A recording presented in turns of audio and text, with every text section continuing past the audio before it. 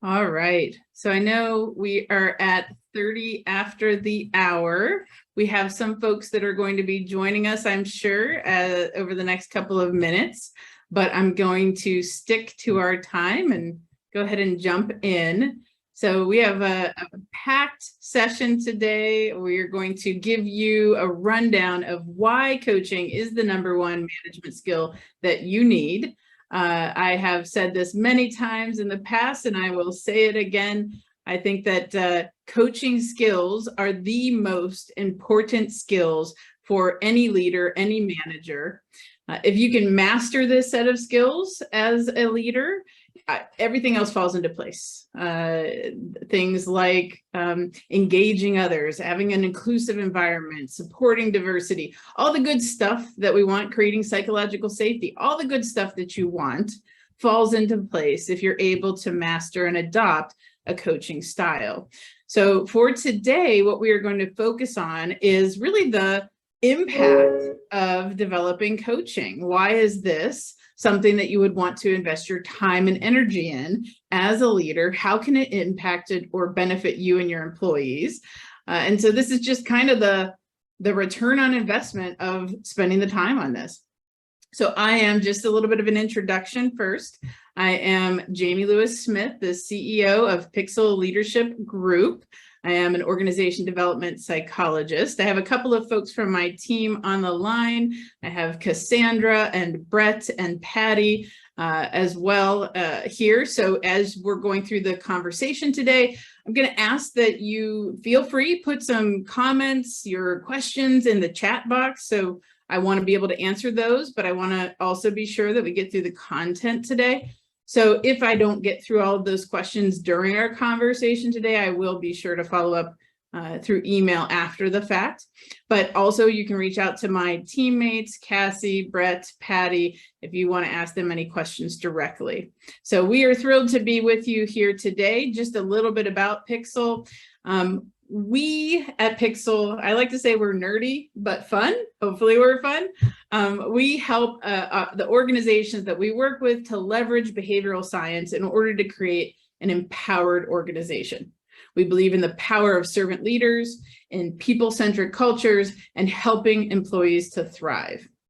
Some of the things that drive what we do every day, and I think this particular point is very important given what our topic is today. We believe that managers are the most powerful lever of change in an organization. Managers. The managers are the individuals who can make or break your culture. They are the ones who create the employee experience. They create inclusivity. They create psychological safety. They create all the great things that you want from your culture. And so spending the time and investing in and developing your managers is critical for success as an organization. We believe that insights are gold. Better data, easier to understand, creates a greater impact. If you have good data, you know where to target your efforts to drive change. Investing in people takes more than raising salaries. Over and over again, all the research, we are very much driven by research at Pixel. The research clearly states salaries are important, but not nearly at the top of the list. And so spending time teaching, coaching, and mentoring is what really creates those thriving employees and better results for the organization. And coaching should lead to actual behavior change. We base all of our approaches, whether we ourselves are engaging in coaching with you or we are supporting your leaders to become coaching leaders, we base our approaches on good psychological science, bringing in coaching best practices because we want to create sustained change over time. And exceptional coaches create exceptional results. We have a great team at Pixel. They're always excited to bring their knowledge and background in behavioral science to create those sustained changes that we were talking about. All right, so let's dive in. Really quick, I know that most people on this call are here because they know what coaching is, but let's make sure we're all on the same page in terms of what we think of when we think of coaching. So what is coaching? From our perspective, and this is a quote that I very much like, it focuses on helping another person. So the coaching process is really about the other person you're engaging with to help them to keep growing after the interaction. The goal is actually to support their growth beyond the time that you're engaged with them. And it's really about asking rather than telling, provoking thought rather than giving direction, and holding a person accountable for his or her own goals. Asking rather than telling is such an important reminder, and something that as managers and leaders, we often struggle with. We're moving quick, we have a lot on our plates, and it's much easier at times to give direction, to tell people, rather than engaging in the process to support and facilitate somebody else's learning, growth, and empowerment. And coaching is the way to engage another individual in their own growth and empowerment. It is a way to help the individuals that you lead to close the gap between the potential that they have and what you see in their performance. I could talk for literally hours about what coaching is and how to do it, but what we really are here for today is to talk about why is it important. So why do you coach? Why is it something that you as a leader want to spend your time, your energy in developing the skills, and not just developing the skills, but actually putting it into practice so that you can benefit from it day in and day out. So why coach? Well, most importantly, you are busy. I don't know who you are, and that's okay. I know that you are busy. Managers, leaders are just overwhelmed today, more maybe than ever, with everything that we've been dealing with the pandemic and the hybrid workplace and all the stress and all the burnout, short staff. You're busy. And I think one of the experiences that I've seen from individuals as they're learning about coaching and the coaching approach as a leader is this sense of, I can't add anything else to my plate. I don't have the time. And I actually will propose to you that this is exactly what you need to be less busy. This is how you make that shift from being the one who is the responsible party for everything, from being the bottleneck. This is how you shift the responsibility from your plate to others in a successful way. And the reason that coaching is the answer to being busy is because it shifts ownership.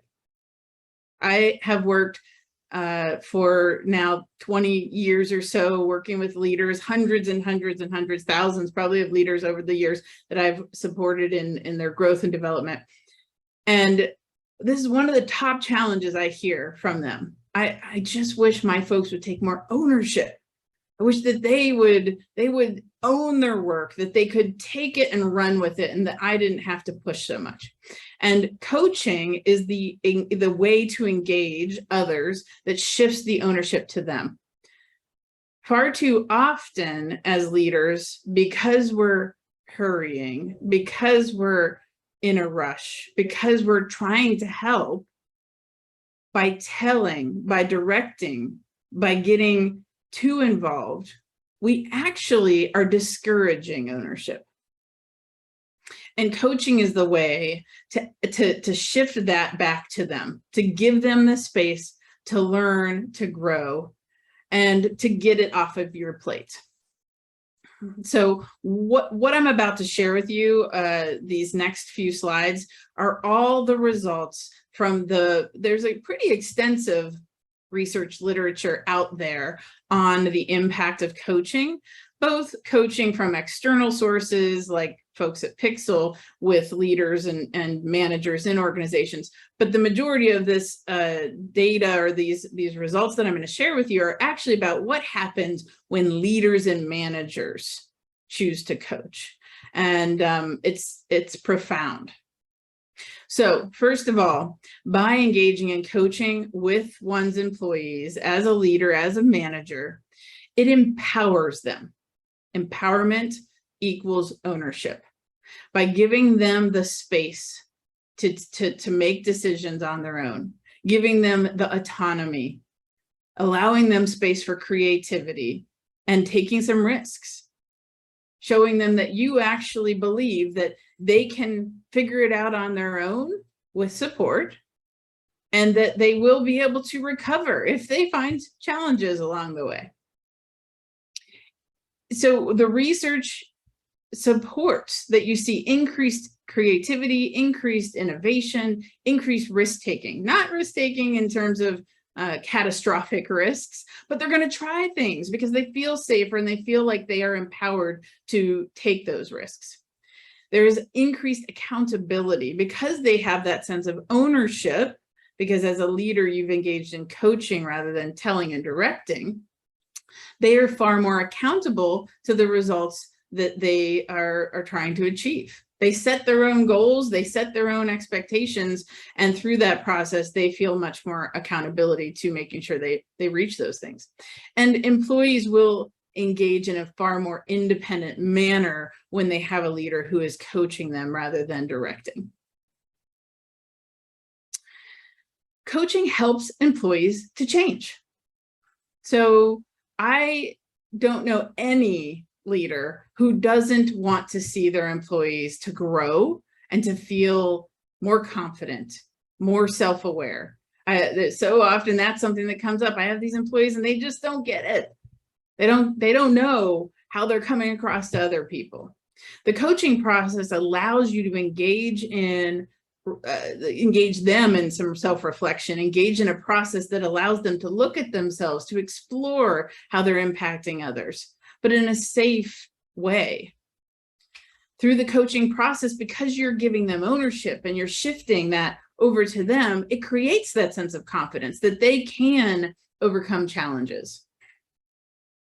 The results in the research show that individuals who have a leader who coaches them are more empathetic. They increase in empathy. The process itself helps them to become more empathetic, which of course, empathy is critical, both in terms of leadership and being successful as a leader, but it's also associated with better results working with customers and as part of a team and with coworkers. So it increases empathy.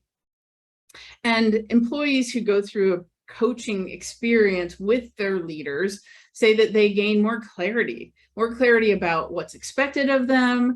They experience a sense of, I have a better sense of where I'm going with my career, what I'm expected to do, how to get there. And so that an increased sense of clarity helps them to feel just better in their jobs. I'm sure that many of you have seen this statistic. I just saw a recent update, 2022 from Gallup. In the United States, 32% of employees are engaged currently. But if you've been paying attention at all to social media and the news lately, the quiet quitting is the new term that's happening. So of course, we see about 18% of individuals are disengaged, and the remaining that aren't engaged or disengaged, that's that group of folks that we're seeing as quiet quitting, as Gallup likes to call it. But only 30%, only a third of our employees at any given time are engaged. And think about the potential in all those individuals who, maybe those disengaged folks, we know that the research doesn't support that you're going to be able to move them maybe all that much. But you have a huge percentage of folks in that middle with the right engagement from their leaders, from the culture, the organization. They could shift into that engaged category. And so what we know about coaching as a leader, managers who coach, the research clearly supports that it helps employees to thrive across many different categories. First and foremost, they are more engaged. Employees who have a leader who is a coaching leader are far more engaged than those that don't. In addition, they're more satisfied and more committed. They feel like they understand, they have that clarity about what is expected of them, and so they're more satisfied with their job. They have an improved relationship with their manager. They feel more connected to their manager, and because of that, they're more committed to the organization, they're committed to their job, and they're far more likely to stick around.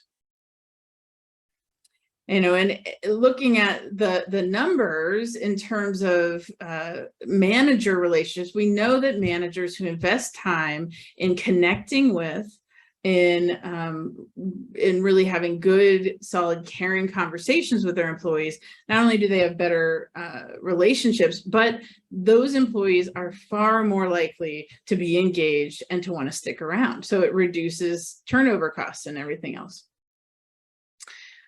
So one study found that when organizations spend time and resources to prepare their managers to coach, so providing managers the skills to be able to coach, there was actually a 33% increase in employee engagement in those organizations with the employees whose managers were prepared to coach. That's a huge, huge change in the organization's dynamics. And improving engagement has all sorts of impacts. I'm sure many of you have seen some of these. Individuals who are more engaged have 18% higher sales as employees. They have 10% higher customer loyalty, which what organization does not want that? And 43% lower employee turnover. Another study suggested almost 50% lower turnover when employees have a leader or manager who is a coach or who is coaching them. And by the way, coaching works. I mean, it's not just about the fact that their managers are coaching and that interaction is so positive, but it actually leads to really powerful results.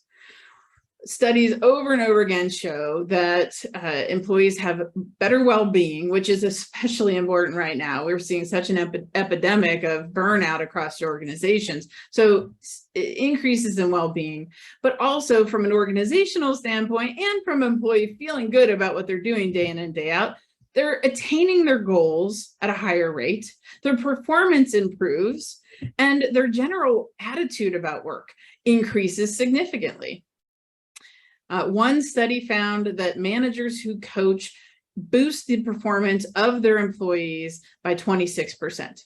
26%. I mean, think for just a minute about your employees. What if they were improving by 26%? What kind of outcomes could you be seeing and benefiting from? And overall, coaching is about 80% effective. So individuals who are engaged in an approach of coaching with their manager, they say about 80% of the time, it's a highly effective or very effective experience. And all of this, I'm sure you can imagine, impacts the bottom line. So when you have managers, leaders in an organization adopting a coaching approach, it improves profits, it improves market share, we see increased revenue and improved customer satisfaction. So all of these things increase statistically significantly across the board. Studies show that coaching, investing your time and energy as an organization in coaching, supporting your managers to coach, you will see 6-7 times return on investment of what you put into it. So really spending that time to support your managers to develop the skills is it's going to come back in spades. But, you know, we've actually seen some studies that go far beyond that and say possibly 13-17% return on investment. Another study found that when organizations prepare managers to coach, when they spend that time and energy to develop the skills of their managers, there was 130% improved business results. I mean, huge, huge. Why does this all work? Well, there's a big difference in how training impacts growth and development versus coaching. So in a study that was conducted not so long ago, they looked at the difference between just giving training, which is the typical approach in most organizations, so training on development and skills, versus training plus coaching, and huge difference, as you can see, huge. Why is that? Well, when we engage in simply having feedback from a leader or simply from engaging in some kind of training, it's a short-term bump. But what we see is, and I started early on saying what we at Pixel look to do and what every organization should be seeking and striving for is sustained improvement and change. And so, as is the case for most individuals, we engage in some learning, it sticks with us for a little while, but we're going to regress back to our mean, to what we're used to, back into those old habits. The coaching, on the other hand, provides a regular reinforcement for the changes. It's reminders, but it's support for overcoming challenges and barriers, developing new skills along the way. And it just leads to much more, not only just that initial bump from the learning, but continued growth and sustained changes over time. So companies that combine these two, both training and coaching, see productivity increase by 80%. So, and by the way, employees want it. So not only is it good for the business, good for the bottom line, but employees want it. So one study found that it is one of, if not the most desired leadership behavior that employees want from their managers. Unfortunately, the same study showed that it was one of the least practiced behaviors by managers. So 50% of managers actually said they spend 10% or less of their time engaged in coaching behaviors. I would recommend as a leader that coaching should be the default, or a manager, that you should be leaning on coaching as your approach in most conversations, most engagements, and really should spend 50% of your time engaged in this kind of interaction. And by the way, one of the other challenges we see is that managers have a tendency to overestimate their skills. So they may not really realize that they need the help, that they need to develop those skills. And one study found that by 24%, they overestimated how successful and effective they were when engaged in coaching. So when should you coach? When are the right times? Well, I would actually say always, almost always. And if you join us for some other webinar or session, I like to talk a little bit about some of the different roles or hats you might wear as a leader or manager and when those things are more appropriate than others. But leaning on a coaching approach in your engagements is so powerful. I think that once you master it, you find that there's power in using it in most situations. But what are some of the most effective times to use it, or when might you want to consider it? Well, when the situation is not urgent. Let's start with that. If you have an urgent situation, coaching may not be quick enough to get to the end result or decision needed. So, however, most situations may feel a sense of urgency, but they may not require quite the quickness. And so you can engage in a more facilitated approach like coaching provides. When you have behavior or attitude challenges, that is a great time when you might coach. So, I always say to the leaders that I work with, when they say that they're dealing with the same challenge, the same problem over and over and over with this same employee, well, there's probably something behavioral or attitudinal that needs to change. So if that's the case, we know that the best way to lead to any kind of behavior or attitude change is through coaching. That is the way to make that happen. If you need or want more independence from your employees, coaching is definitely the approach to take. But I also like to point out that coaching is really meant for a preventative approach. So, if you're at a point with an employee, with someone on your team where they are really not performing, they're not meeting expectations whatsoever, and you are going to go into formal action, or you may be closing in on some kind of termination, that is not the time to try to begin coaching. So coaching is really preventative to try to help. It might be somebody that's struggling, but to help them from going into that formal action. At that point, you really want to engage in a very structured, directive approach. So I'm interested to hear from all of you, and you can raise your hand or put it into the chat. Does your organization give your managers the skills to coach? How many of the folks on the line, their organizations are intentional about providing coaching skills for their managers? And again, just in the chat, you can say yes or no, or raise your hand, just to let me know how things are at your organization.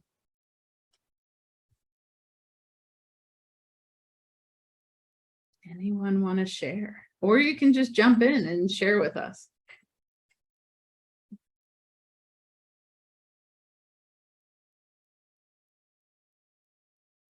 All right, everyone's quiet or they're eating lunch.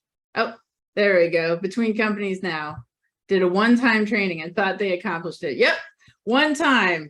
I've been a coach for 20 plus years and I'm still learning how to do it. So absolutely. Yeah, but that's very common, Steph.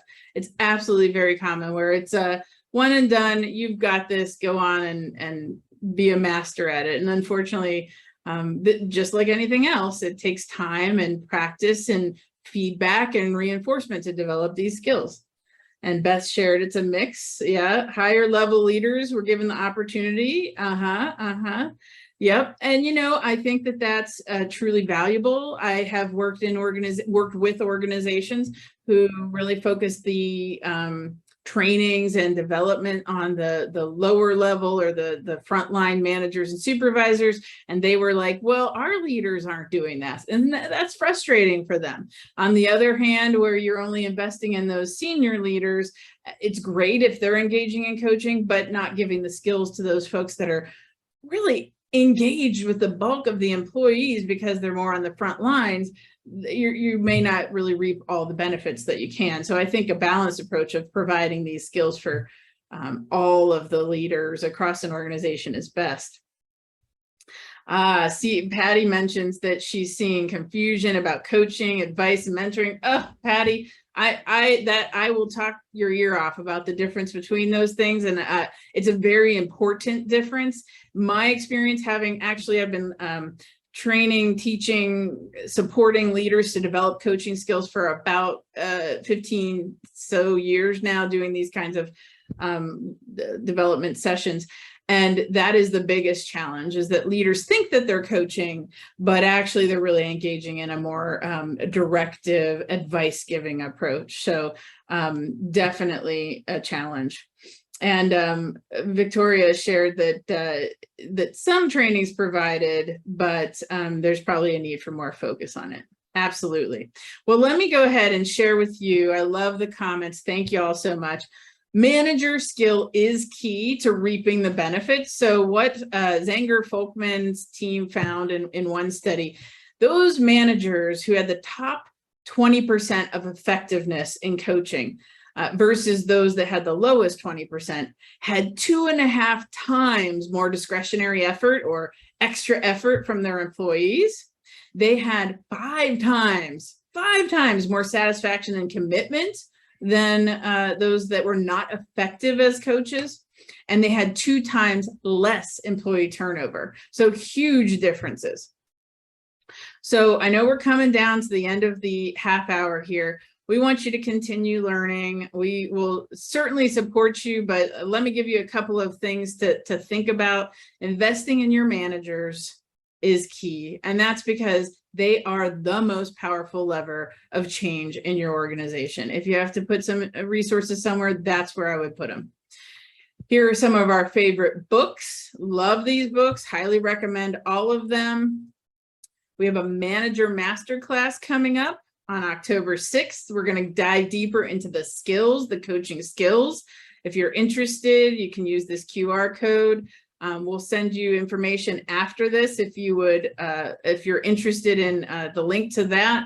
We also have a coaching leader certification that we do where we support leaders over the course of a few sessions and we provide them some coaching and feedback. So another cool way to develop those skills. Here's a few other classes that we have. They're not about coaching, but certainly important concepts. We also have some other cool things you might want to check out. We have a coaching ROI calculator. We have a coaching question resource tool or kind of handout. We have a reference list for all the cool research that I covered today, and also these slides. So if you want any of those things, please put your email address in the comments, or you can reach out to Brett at pixelleadershipgroup.com. We need to know that we can email you after this, because those of you that signed up, say on LinkedIn, we are not allowed to email you. So if you want us to send you any of these things, let us know. We're happy to share. We also have this recording, today's recording, to share as well. So again, put your email in the chat or email Brett directly. And finally, in our last minute, certainly want to answer any questions. Please like or follow us on all the things. LinkedIn is our main forum where we engage in social interaction. So please do follow us there if you're not already. And let me know if you have any questions. I'm here. I'll stick around for a few minutes.